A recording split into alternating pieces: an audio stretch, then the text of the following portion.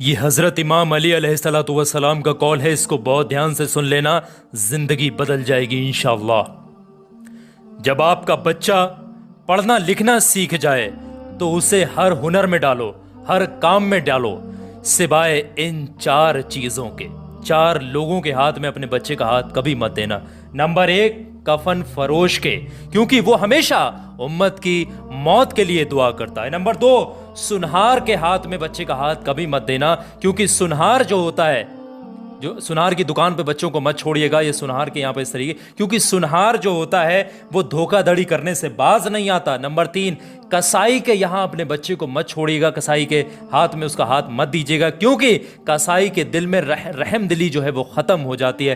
Number 4، پردہ فروش کے ہاتھ میں اپنے بچے کا ہاتھ مت دیجیے گا، کیونکہ وہ انسانوں کی خریداری اور خریدنا اور بیچنے کا کام کرتا ہے۔ یہ حضرت